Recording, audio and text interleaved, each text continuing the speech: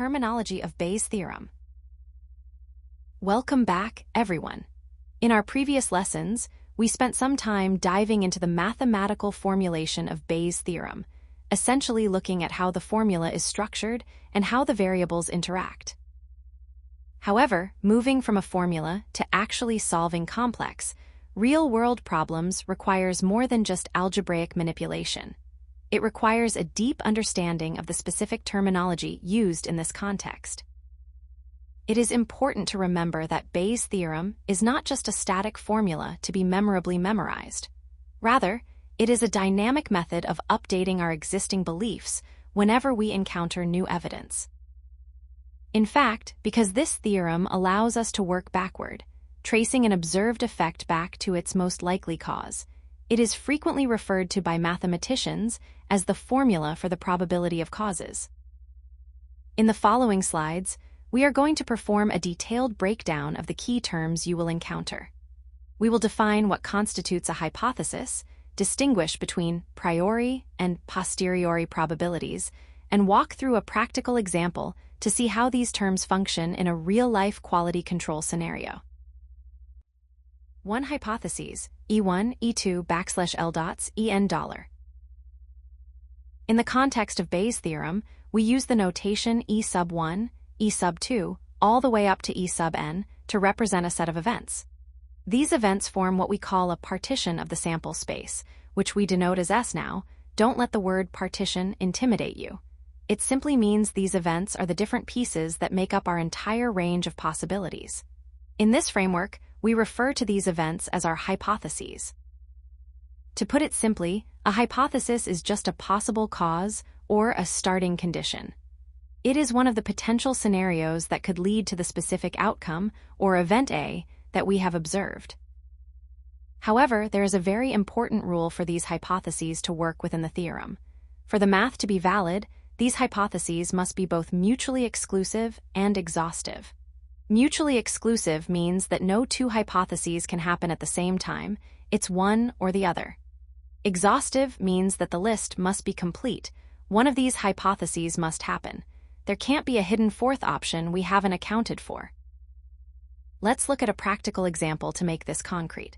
Imagine you are inspecting a product from a factory that uses 3 different production lines.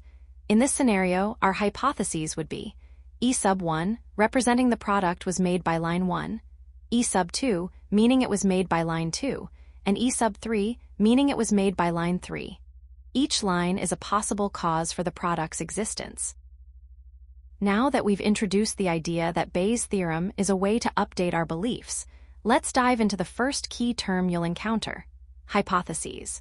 In the next slide, we will discuss how we assign probabilities to these hypotheses before we even look at the product. 2. Priori probability, P, EI $.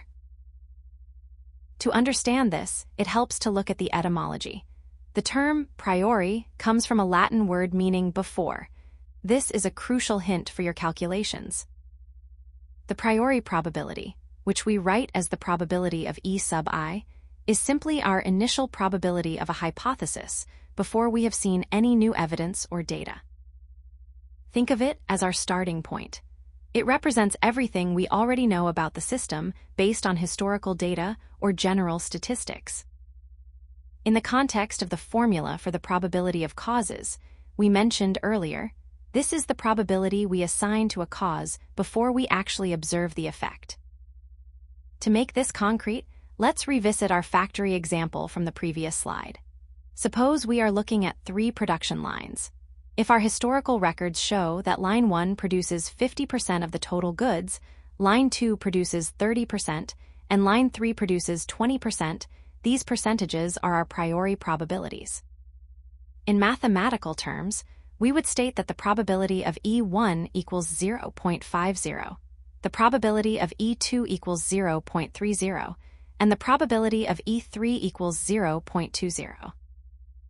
Now that we have identified our hypotheses, which, as we discussed in the previous slide, are our possible causes, let's look at the first key term, priori probability. Keep these values in mind, because in the next slide, we are going to see how these initial probabilities chain once we introduce new evidence to calculate the posteriori probability. 3. Posteriori probability, P-E-I-A $. Now that we have understood the priori or the initial probabilities, let's move on to the second key term, which is the posteriori probability.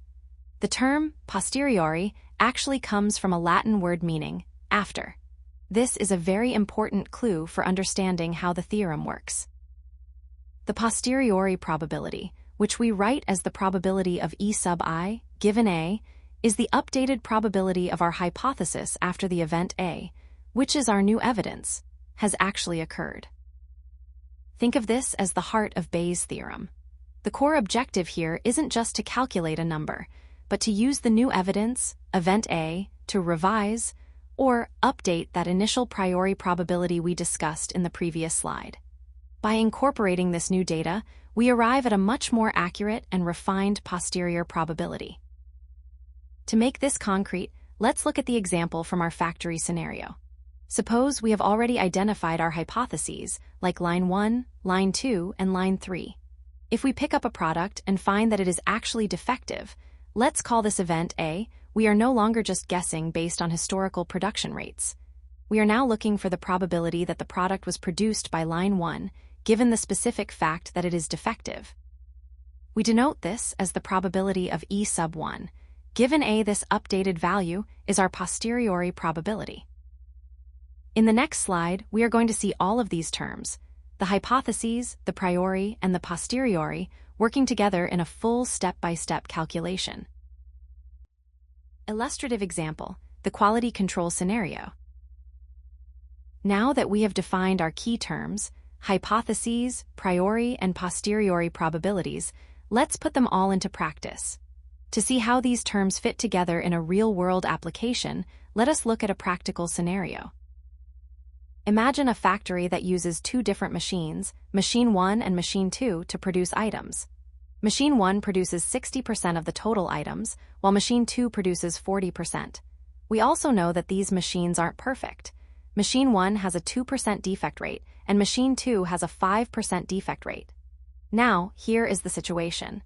An item is picked at random from the production line, and upon inspection, it is found to be defective.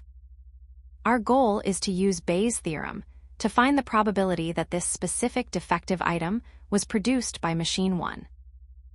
To solve this, we will perform a step-by-step terminology breakdown, just like we practiced in the previous slides. First, let's identify the hypotheses. Remember, hypotheses are our possible causes. In this case, the possible causes for the item being produced are simply the two machines. So, we define E1 as the event that the item was produced by Machine 1 and E2 as the event that it was produced by Machine 2. Next, let's identify the priori probabilities. These are our initial probabilities before we knew the item was defective. Based on the production shares I mentioned earlier, the probability of E1 is 0.60 and the probability of E2 is 0.40. Now we must identify the evidence, which we call event A. The observed effect, or the new evidence we have just encountered, is that the item is defective. So, A represents the event that the item is defective. Along with this, we have the conditional probabilities, also known as likelihoods. This tells us that the probability of a given E1 is 0.02, and the probability of a given E2 is 0.05. Finally, we identify the posteriori probability. This is the core objective of our calculation and what we are ultimately solving for. We want to find the updated probability that Machine 1 was the cause, given the evidence that we have found a defect. In mathematical terms, our target is the probability of E1, given A.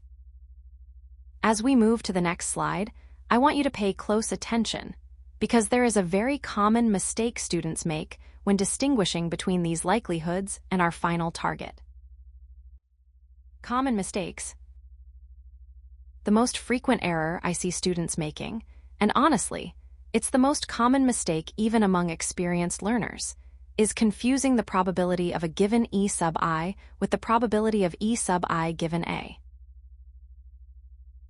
Let's break this down so you don't fall into this trap. First, let's look at the notation P of a given E sub I. This is what we call the likelihood. In the context of the factory example we just discussed, this would be asking, given that we already know the item was produced by machine 1, what is the probability that it is defective? Usually, in your exam questions, this value is a piece of information already provided to you. On the other hand, we have the notation P of E sub I given A. This is the posterior probability. This is the after part we talked about in the previous slides. This asks, given that we have observed the item is defective, what is the probability that it actually came from machine 1? This is the core objective of Bayes' theorem. This is the mystery you are being asked to solve. To keep yourself on the right track, I want you to remember this one golden rule. Always look at the part after the vertical bar. The part after that vertical bar represents the information you already know, the evidence that has already occurred. If you can identify what is given versus what is unknown, you will avoid this mistake every single time. Now, before we wrap up with our summary, I want to pause and address a very important point. If you look at the screen, you'll see a section on common mistakes.